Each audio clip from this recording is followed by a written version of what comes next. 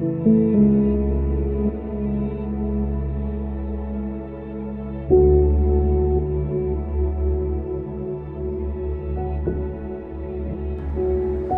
noite, a paz do Senhor, meu irmão, minha irmã. Chegamos a mais uma quarta-feira e com ela mais uma aula da nossa Escola Bíblica Online. Que você possa mais uma vez se assentar aí com o seu caderno, a sua caneta, a sua Bíblia, para acompanhar essa aula e ser edificado mais uma vez através da vida do nosso querido pastor Helder. Deus te abençoe, tenha uma boa aula e nós voltamos no final. Graça e paz, amados. Na aula passada nós falamos sobre os mitos e as lendas. Eu mostrei para os meus amados irmãos o perigo que é você trazer lições morais e espirituais de mitos e lendas. Porque mitos e lendas, quando são tratados como verdade, como algo a nos ensinar, tanto na questão moral quanto na questão espiritual, se torna algo extremamente perigoso. Antigamente a gente via mito como mito, lenda como lenda. Isso não teria problema nenhum. E não tem nenhum problema você ver um mito como mito, uma lenda como lenda. Mas como eu expliquei na pregação passada, na aula passada, quando você passa no mundo relativo como nós estamos vivendo, relativista como nós estamos vivendo, a achar que os mitos e lendas têm a nos ensinar, aí você deu um passo extremamente perigoso, porque você está transformando a mentira em verdade. Como eu falei na aula passada, nós não precisamos das mentiras para viver, nós precisamos da verdade para viver.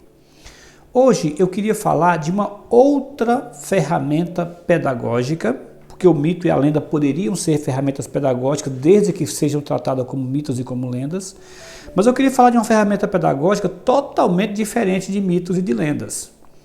A ferramenta pedagógica mais usada por Jesus Cristo, que são as parábolas. Parábolas é uma palavra muito conhecida de praticamente todo cristão. Todo cristão sabe o que é uma parábola, pelo menos já ouviu de parábolas. Mas a verdade é que nem todo mundo sabe o significado e o modo como as parábolas são usadas, principalmente na Bíblia, principalmente na boca de Jesus Cristo. Então vamos pontuar algumas coisas acerca de parábolas. Primeiro, parábola é, de longe, a ferramenta pedagógica melhor de ensinar. Na cultura de Jesus Cristo, na época de Jesus Cristo, era a ferramenta por excelência dos mestres. E não era só da cultura judaica, não. Se você pegar toda aquela cultura antiga, principalmente a cultura do Mediterrâneo, você vai encontrar em várias religiões, não só a judaica, mestres ensinando através de parábolas. Por quê? Porque parábola é a melhor ferramenta de ensino, a melhor ferramenta pedagógica. Uma vez que eles não tinham muitos livros, o papel era caro, os estudos eram orais, eram decorados, então a parábola se tornou o mecanismo, né, a ferramenta mais eficiente. Por quê? Porque você contava uma história e dessa história você tirava as lições morais e espirituais. E a história ficava mais gravada na sua mente. Eu contando uma ilustração numa pregação, é mais fácil a pessoa se lembrar da ilustração do que toda a pregação. Por quê? Porque a ilustração é uma coisa que deixa mais viva, é como uma parábola, é como uma ilustração, né? Analogias que ficam mais fáceis gravadas na cabeça. Então essa é a primeira coisa que você tem que saber acerca de parábolas. Jesus pregou por parábolas, e não só Jesus, aquela cultura antiga usava muitas parábolas porque era a melhor ferramenta pedagógica de ensino, para gravar verdades na mente das pessoas. Essa é a primeira coisa que você tem que saber. A segunda coisa é que parábolas, a palavra grega parábola significa colocado ao lado. Colocado ao lado. Ou seja, era uma história, uma ilustração, colocada ao lado de um ensino para trazer essas verdades. A parábola, então, se tratava de coisas do cotidiano, da vida comum deles, do dia a dia deles. Parábolas não é lendas e parábolas não são mitos. Isso é importante você entender. Uma parábola nunca é um mito, uma parábola nunca é uma lenda.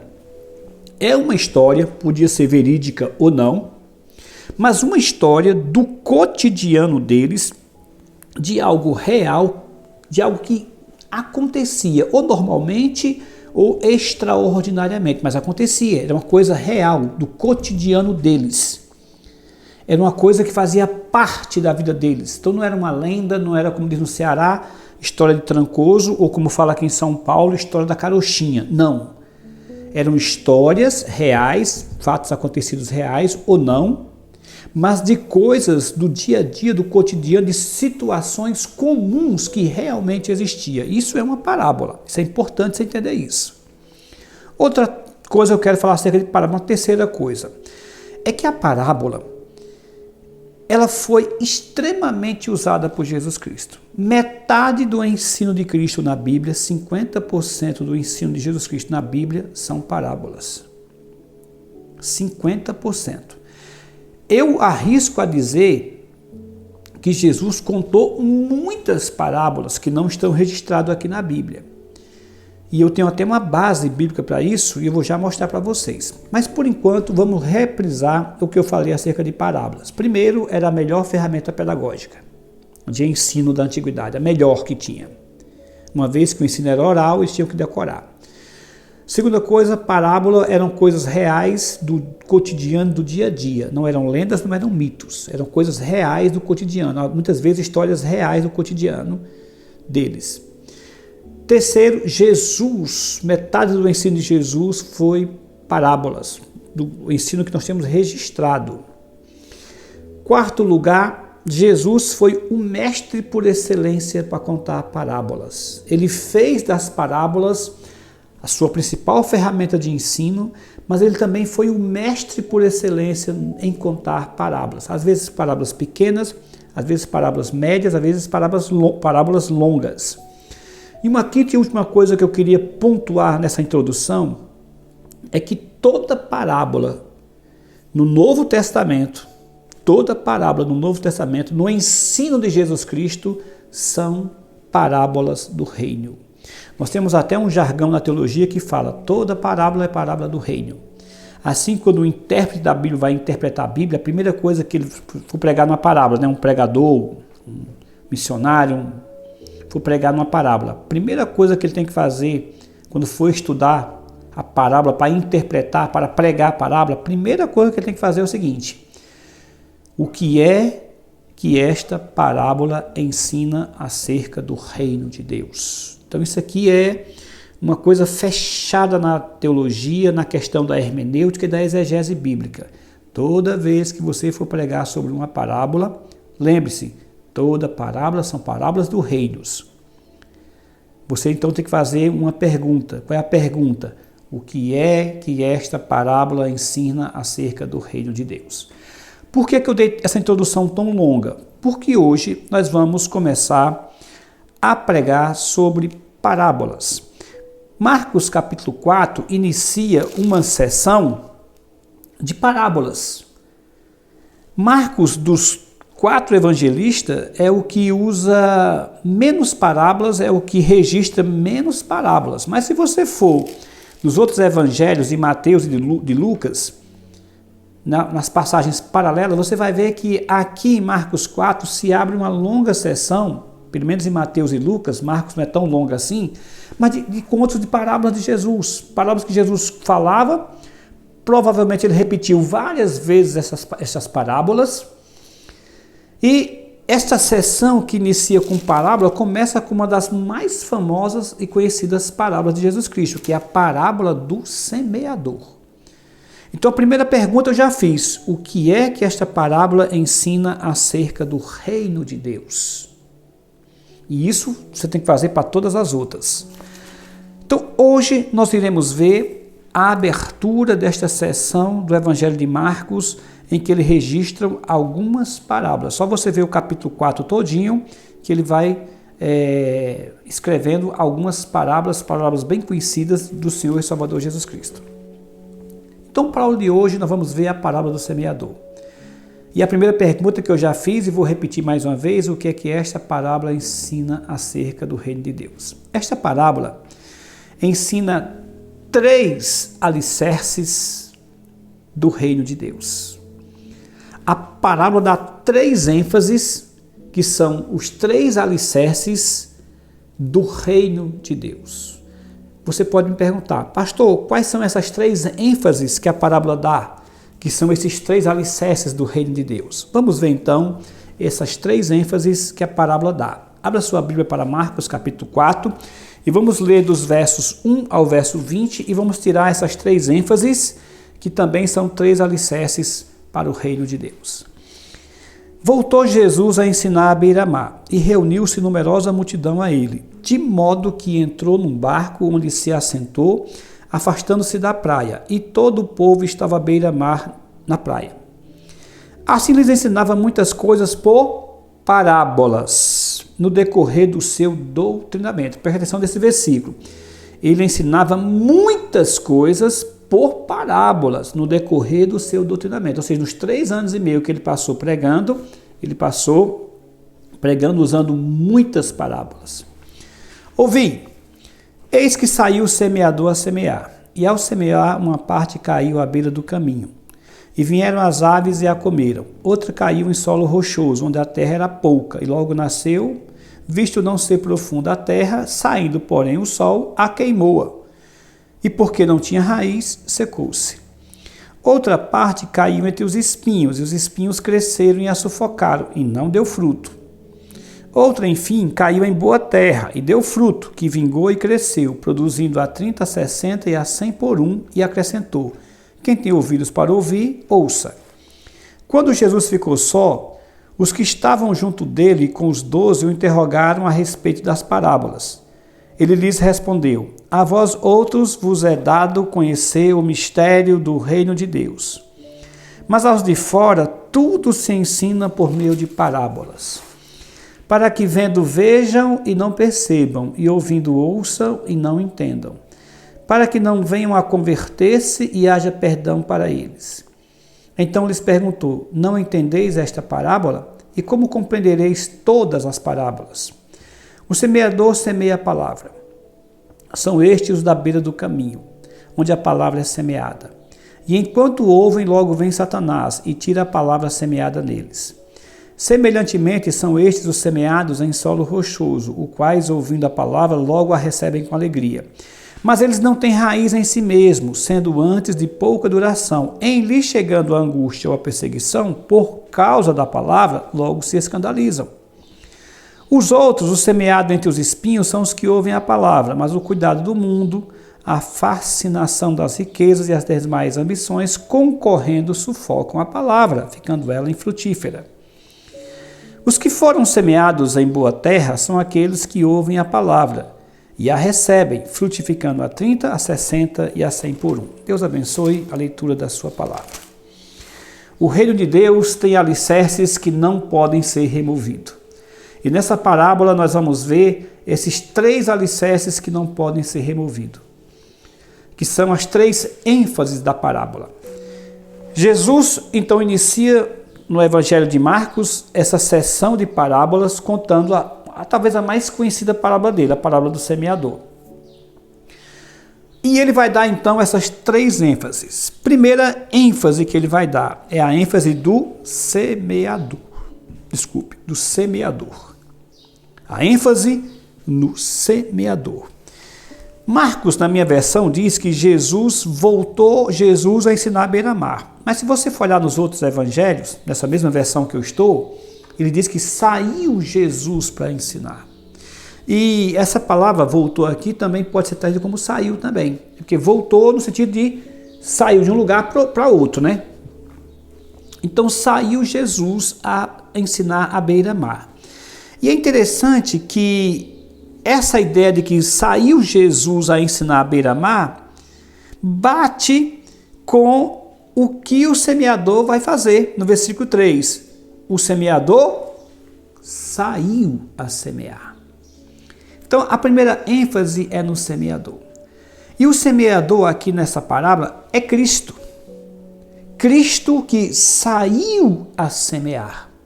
Mas nós sabemos que no longo de toda a revelação de Deus, do Novo Testamento, Jesus, que é o semeador, também nos fez semeadores.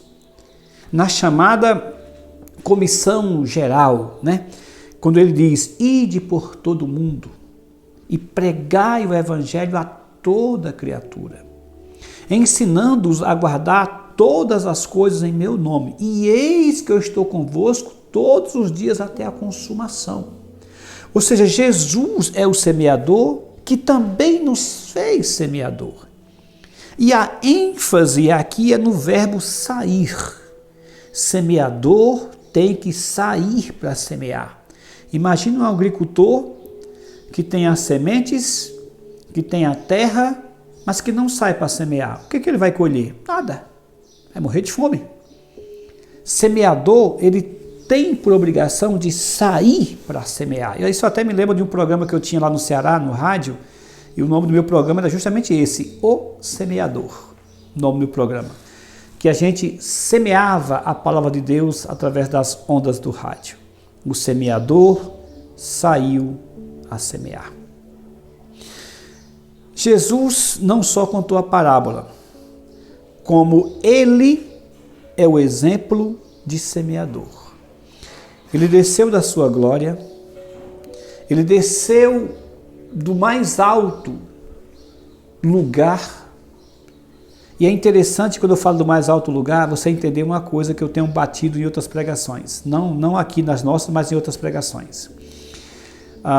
Eu assisti a conferência agora, até mandei o link para muitas pessoas, né? A conferência mundial, né? Que houve em Brasília, das respostas em Gênesis, né? Em português fica respostas em Gênesis, né? Com o Dr. Adalto Lourenço, com o Dr. Joe Owen, que é o diretor dessa missão, e com a menina a doutora Thalita, né, Priscila, que é inclusive até minha conterrânea lá do Ceará, doutora Priscila. E eu gostei muito dessa conferência, de um vídeo em que o Dr. Joe Owen mostrou um pouco do que nós sabemos do universo. E ele então começou, vamos ver o planeta Terra. Então o vídeo começa mostrando o planeta Terra. E a câmera vai saindo, né? A imagem vai saindo da Terra e chega nos planetas vizinhos nossos, Marte, né, o Sistema Solar, passa pelo Sol. E começa a ganhar o espaço. Aí vem outras galáxias, Andrômeda, né, que nós chamamos de Três Marias, aquela coisa toda, a galáxia de Andrômeda, e vai indo. E mais galáxia, e mais galáxia, e mais galáxia, até onde o telescópio Hubble, que é o mais potente do mundo, conseguiu alcançar. Só que daí para lá tem muito mais, que não sabemos nem quanto tem. Veja o tamanho desse universo.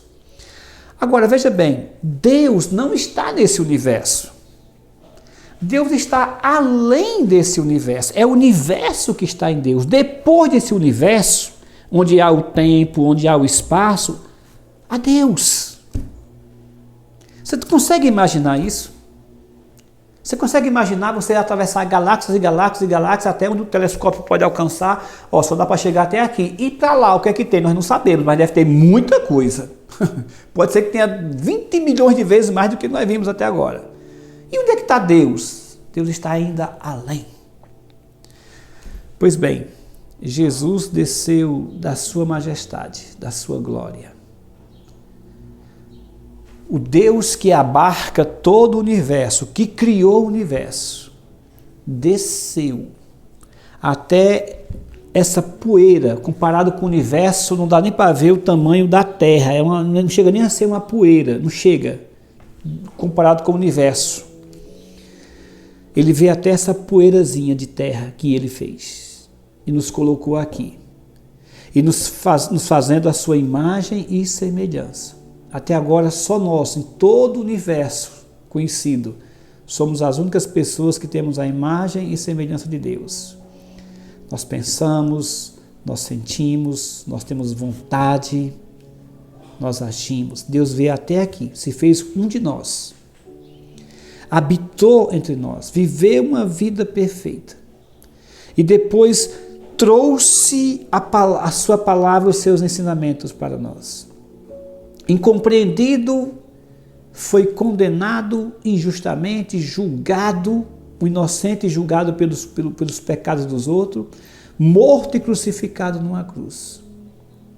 E fez tudo isso com um propósito: semear a sua palavra, que é o que a humanidade mais precisa, é o que esse país mais precisa, a palavra de Deus. É o que eu e você mais precisamos. Mas para isso, é preciso ter um coração e um espírito de semeador. tem que sair para semear. Imagine se a igreja brasileira, toda a igreja brasileira fosse tomada por um avivamento, se todo o coração de cristão desse país fosse tomado de sobressalto por um desejo de ser um semeador e toda a igreja brasileira saísse para semear. Esse país seria totalmente diferente. O mundo seria diferente. O semeador saiu. Eu creio que nós temos que voltar ao primeiro amor. Voltar à época em que nós falávamos de Cristo em toda e qualquer situação. Temos que voltar àquela época em que nós semeávamos a palavra. É interessante que na época que nós estamos vivendo, nós queremos levar as pessoas para a igreja para que elas ouçam a palavra. Até aí não está errado você levar pessoas para a igreja para ouvir a palavra de Deus. Não está errado. Mas, antigamente, a nossa ênfase não era essa. Nossa ênfase é que cada um de nós já saía para pregar a palavra de Deus. A gente ia para a igreja para cultuar a Deus, para louvar o Senhor, para nos alimentar, para termos comunhão. Mas na nossa cabeça, todos nós éramos semeadores. As crianças semeavam para as crianças, os adolescentes semeavam para os adolescentes da sua idade, os nossos jovens semeavam para outros jovens, os adultos semeavam para outros adultos, e assim era. A ideia de que nós éramos semeadores e que nós saíamos. E semeávamos em qualquer lugar, no trabalho, na escola, jogando futebol, passeando, brincando, onde nós fôssemos, nós semeávamos a palavra. Acho que nós precisamos voltar a ter essa ênfase que a parábola de Jesus está dando. O semeador saiu a semear. Então essa é a primeira ênfase do semeador. A segunda ênfase é na semente. A semente que o semeador semeia.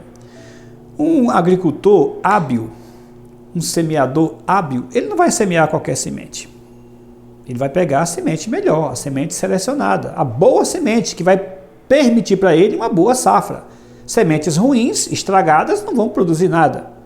Então ele procura a melhor semente.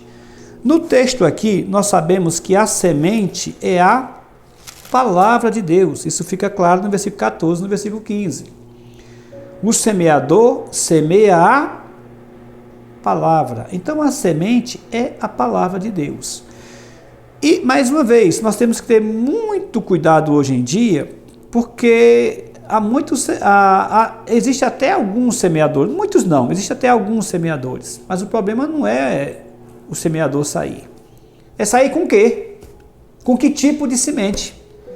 E nós temos muita semente estragada sendo semeada. Nós temos muita semente ruim. Nós temos até sementes que nem são de árvores frutíferas. Nós temos até sementes que estão sendo semeadas de joio, de erva daninha. O semeador semeia a palavra. Então a semente aqui é a palavra de Deus. Quando eu disse para vocês que Jesus usou muitas parábolas, eu posso até provar isso. Por exemplo, se você for em Marcos capítulo 4, versículo 33, Marcos 4, 33, ele vai dizer, olha, e com muitas parábolas semelhantes lhes expunha a palavra conforme o permitia a capacidade dos ouvintes. Olha só. E com muitas parábolas semelhantes lhes expunha a palavra conforme o permitia a capacidade dos ouvintes. E sem parábolas não lhes falava. Tudo, porém, explicava em particular aos seus próprios discípulos. Jesus pregava muitas parábolas e ainda ensinava de acordo com a capacidade dos seus ouvintes. E dentre as suas parábolas, a parábola do semeador está dando ênfase nessas três coisas, nesses três alicerces do reino de Deus. O semeador e agora a semente. O semeador, em primeiro lugar, é Cristo, que foi Ele, mas Ele nos fez semeadores também. E em segundo lugar, a segunda ênfase é a palavra. E através dessas muitas parábolas, ele espalhou esta palavra, esta semente. Através de muitas e muitas parábolas, como diz o texto aqui. Sem parábola ele não ensinava. E essas parábolas do reino que ele ensinou, na do semeador, a segunda ênfase é a ênfase tem que ser a boa palavra, o evangelho da salvação. Tem que ser o evangelho de Cristo, a palavra de Cristo. Nada de invenções humanas. Nada de palavras humanas. Unicamente a palavra de Cristo, o evangelho de Cristo. Por que eu digo que isso é importante? E por que essa ênfase na palavra é importante? Meus irmãos, nós estamos vivendo evangelhos hoje em dia sem cruz. Tem lugares que você não pode sequer pregar mais a cruz de Cristo. Não, porque esse é um tema muito ruim. Cruz, sangue, crucificado, morte. Não, vamos falar sobre isso não. Vamos falar de coisas boas. Coisas que levantam a pessoa. Vamos falar de vitória, vamos falar de conquista, vamos falar de ser bem-sucedido, vamos falar de sucesso, vamos falar de triunfalismo, vamos falar de como ser um crente vitorioso, vamos falar como ser rico, vamos falar como ser famoso. Então, nós temos evangelho sem cruz hoje em dia. Nós temos evangelho místico, evangelho de almas e fantasmas e espíritos, e mais espíritos, de guias espirituais. Nós temos esse tipo de evangelho. Nós temos evangelhos que negam que Jesus é Deus com o Pai e com o Espírito Santo. Nós temos evangelhos que negam que o Espírito Santo é pessoal, é uma pessoa com o Pai e com o Filho. Nós temos todo tipo de evangelho que são sementes estragadas. Mas o semeador que sai para semear, ele sai para semear a boa semente. E a semente aqui é a palavra de Deus, a boa e genuína palavra de Deus. O semeador semeia a palavra. Eu não sou daqueles tipo de pastores autoritários em algumas doutrinas e alguns posicionamentos. Eu creio que existe um núcleo no cristianismo, uma base que não pode ser removida. E existem muitas coisas que podem ser flexíveis, que você pode ter uma flexibilidade. Tem um provérbio na teologia que diz o seguinte: firmeza naquilo que não pode ser mudado. Você tem que ser firme naquilo que é essencial. Firme naquilo que é essencial. Liberdade naquilo que não é essencial. E amor em todas as coisas. Vou repetir esse provérbio. Firmeza nos essenciais. Liberdade nos não essenciais.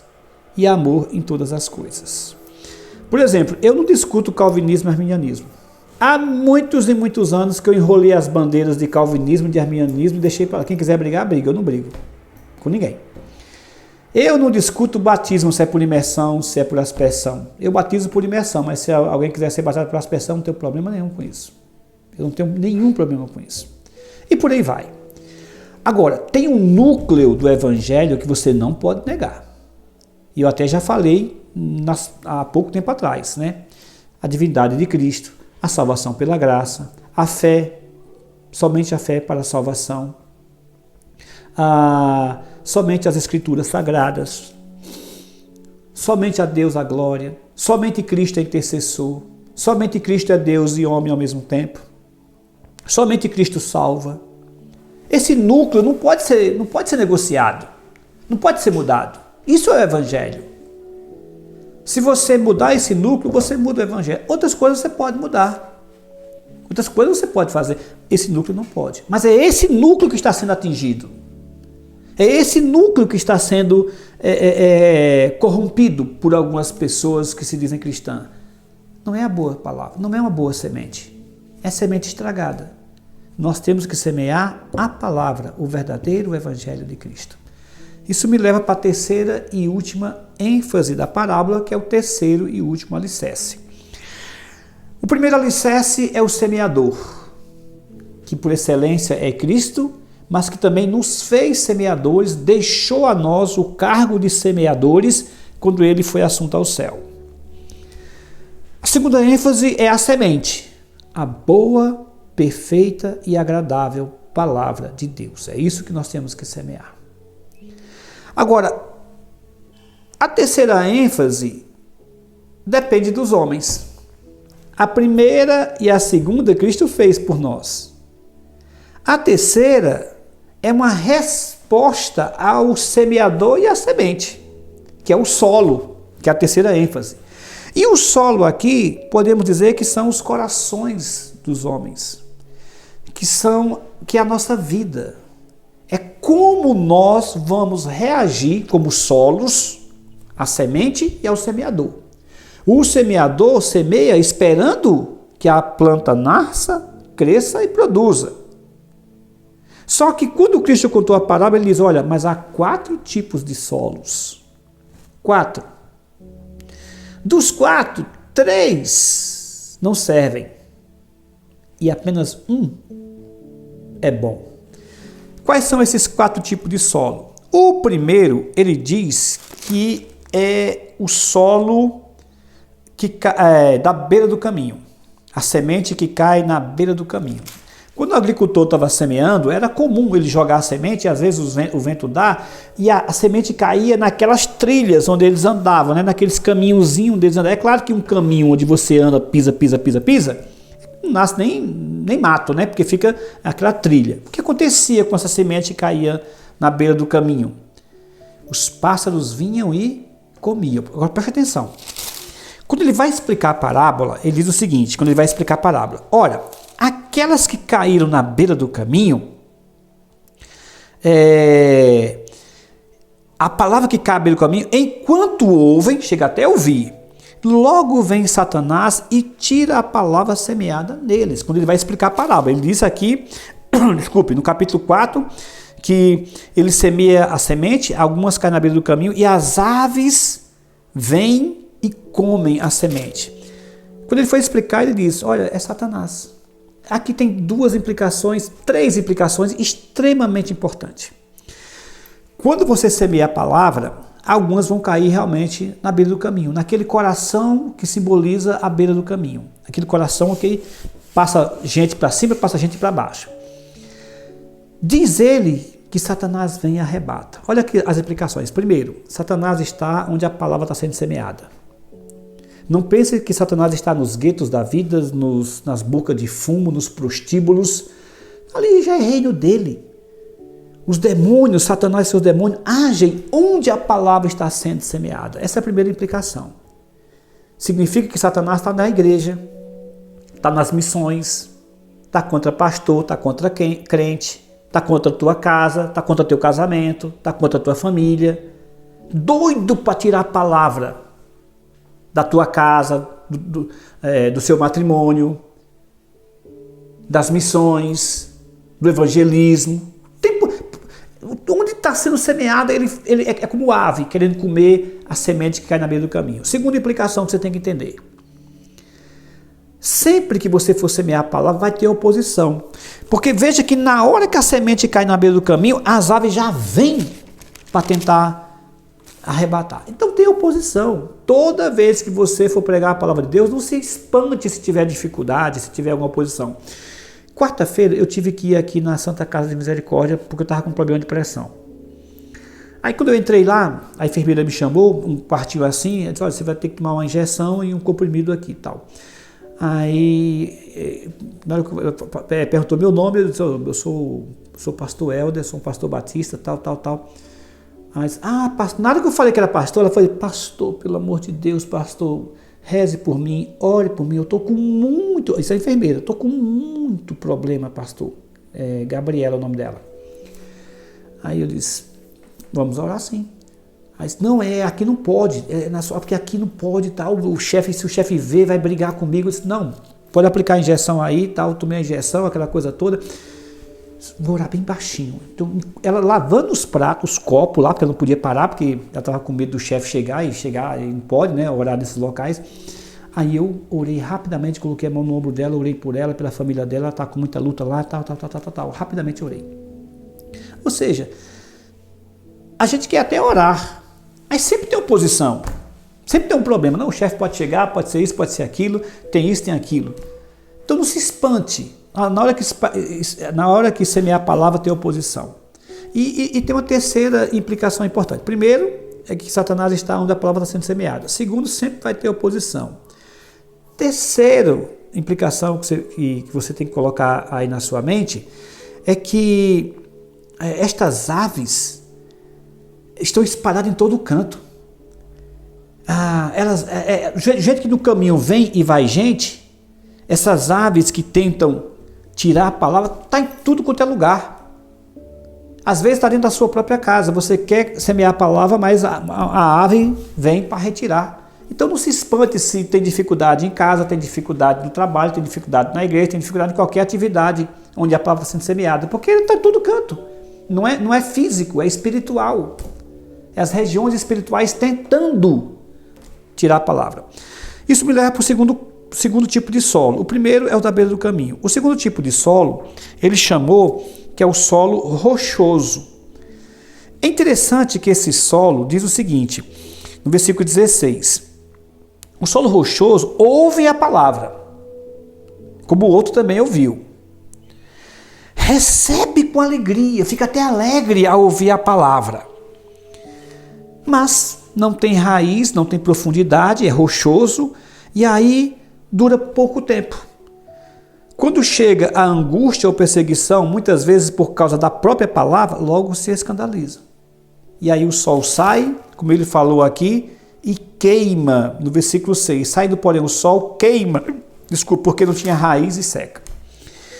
Este solo é interessante. Ouve a palavra, gosta da palavra, se sente bem com a palavra, se alegra com a palavra, mas aí no decorrer, e a ideia aqui parece até que começou a sair algum fiozinho, né, de planta, aí vem a dificuldade, vem a perseguição, muitas vezes pela própria palavra, você se tornou um crente, aí alguém da família não gosta, às vezes o pai não gosta, a mãe não gosta, o esposo não gosta, a esposa não gosta, os filhos não gostam, né? Começa uma perseguição porque você está ouvindo a palavra ou está querendo ir para a igreja evangélica, e o que acontece?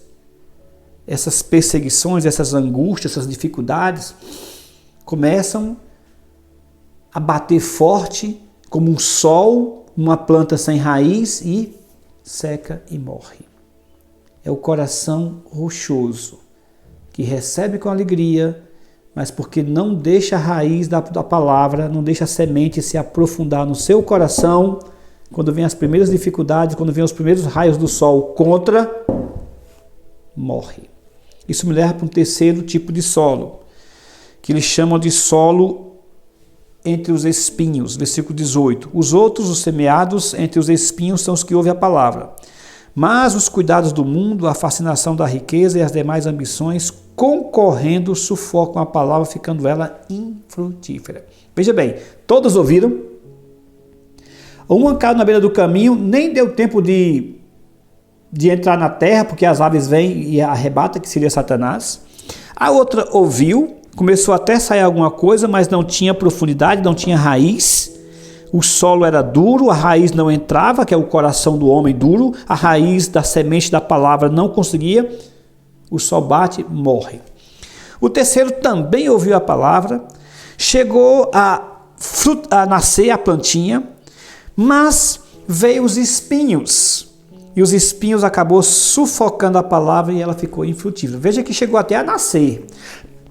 O que não conseguiu fazer foi dar fruto, mas nasceu. E o que seria estes espinhos? Ele diz que é a fascinação das riquezas e as demais ambições, que concorrem com a palavra e sufoca a palavra. Isso é outra coisa muito comum. A pessoa sabe do Evangelho, sabe quem é Jesus Cristo, mas olha para as fascinações do mundo e acaba sendo sufocada por essas fascinações. De um lado você tem Cristo e o que Ele te promete, suas promessas. Do lado você tem o mundo e as promessas do mundo. De um lado você tem o que Cristo te prometeu um reino, o reino de Cristo. Lá você tem o reino do mundo. Aqui tem os valores de Cristo, aqui tem os valores do mundo. E de repente você fica olhando tanto para o mundo que você começa a ficar fascinado. Principalmente com riqueza, que é um dos principais ídolos do mundo, Mamon. Porque, eu já falei várias vezes, a riqueza abre portas em qualquer coisa desse mundo. Em qualquer área desse mundo, a riqueza abre portas. E isso fascina as pessoas. Só que essa fascinação acaba sufocando a palavra. Não que seja errado alguém ser rico, milionário, não é errado. Salomão era rico, milionário, o mais rico do mundo e amava a Deus. Davi, Jacó e por aí vai, Abraão. Não é esse o problema. O problema é que a fascinação pela riqueza, pelo poder, é um dos maiores inimigos da palavra. Porque quando você fica fascinado por essas coisas, você esquece Deus e a palavra de Deus. A riqueza tem um poder tão grande. Primeiro, ela te deixa autossuficiente. Você pode qualquer coisa. A riqueza te deixa autossuficiente. Riqueza tira corruptos de cadeia. Aliás, nem vão para a cadeia. Riqueza te dá poder sobre outras pessoas. Riqueza faz as pessoas correr atrás de você, bajular você, babar você, adorar você. Olha, quando a serpente picou Adão e Eva lá no Éden, ele deixou um veneno na raça humana. Sabe que veneno é esse? É o veneno de querer ser Deus. Que foi isso que a serpente prometeu para Adão e Eva. Como é que tu vai ser igual a Deus? Nós já nascemos com esse veneno nas nossas veias, na nossa alma. Nós já nascemos com a alma envenenada, com o desejo de ser igual a Deus. Sabe qual é uma das coisas que mais faz você ser, entre aspas, Deus nesse mundo? A riqueza. É o que eu falei, a riqueza abre portas em qualquer área desse mundo. Por isso que nós somos tão fascinados pela riqueza. Por isso que a riqueza é um inimigo tão perigoso para nós. Por quê? Porque faz com que sufoque a palavra. São poucos as pessoas ricas, muito ricas, que não são fascinados pela riqueza. São poucas. Aqueles cristãos verdadeiros, mas verdadeiro mesmo, que olha para a riqueza e diz, olha, bem maior, o que o rei Davi falou, bem maior não possuo, senão ao Senhor. Sufoca a palavra.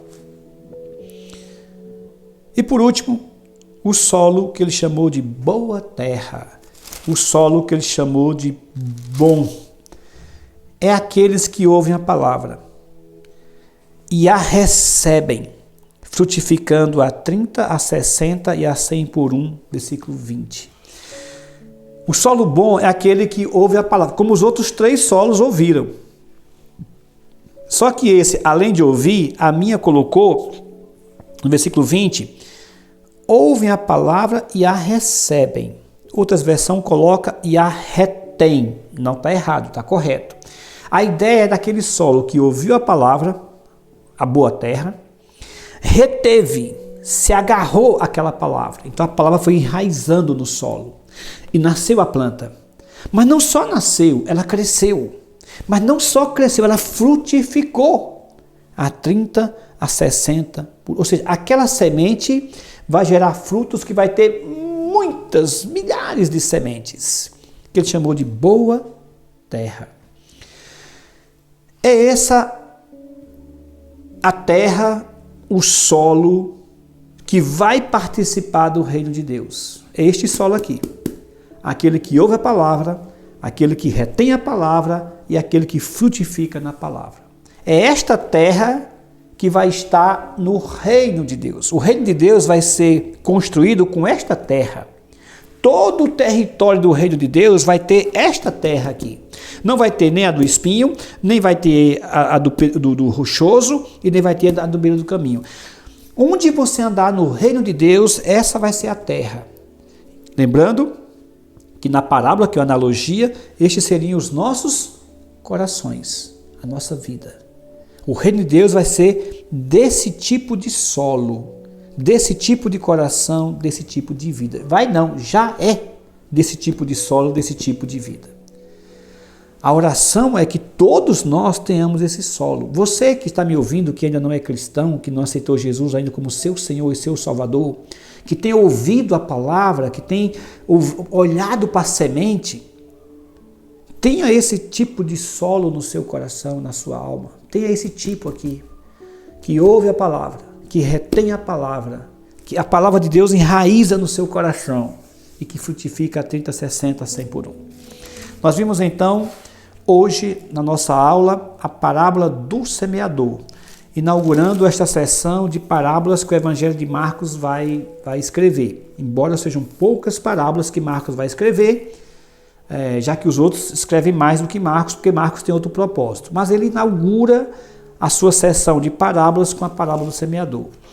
E nesta parábola nós vimos 3 ênfases acerca do reino de Deus. A primeira é a ênfase do semeador. O semeador sai para semear. O semeador saiu. Que eu e você, como semeadores, possamos sair para semear. A segunda ênfase é da semente. Nós temos que semear a boa semente, a palavra de Deus, o Evangelho de Cristo. Semeador, semente, mas há uma terceira ênfase, é o solo. E o solo são os nossos corações. É o meu, é o seu, o solo é a nossa vida. Como é que o meu coração vai receber essa palavra? Como é que a minha vida vai receber essa palavra? Com o solo da beira do caminho, que o inimigo vem, Satanás, os demônios vêm e arrebatam a palavra. Com o solo rochoso, que eu ouço a palavra, até recebo com alegria, mas não deixo aprofundar a palavra no meu coração, na minha vida. Eu vou ouvir essa palavra com um solo cheio de espinhos, de espinheiros, que ouve a palavra, mas a fascinação do mundo acaba sufocando a palavra e morre sem dar frutos. Eu vou ouvir essa palavra, vou receber essa palavra como uma boa terra, que ouve, que retém e que frutifica para a glória de Deus. Deus abençoe. Amém. Louvado seja Deus por essa aula, por essa oportunidade que nós tivemos de estar juntos mais uma vez aqui no nosso canal do YouTube. Eu quero te incentivar, te convidar a praticar isso que você tem aprendido nessas aulas de quarta-feira e também a continuar sendo igreja conosco no restante da nossa semana. Nós temos programação aqui no YouTube na quinta-feira, nós temos programação no nosso Instagram na sexta-feira, que é a nossa live de oração, nós temos trabalho com os pré-adolescentes, adolescentes e jovens no sábado e no domingo, se o Senhor permitir, nós temos mais um encontro marcado às 10 e às 19 horas. Que Deus te abençoe e tenha uma excelente noite de quarta-feira.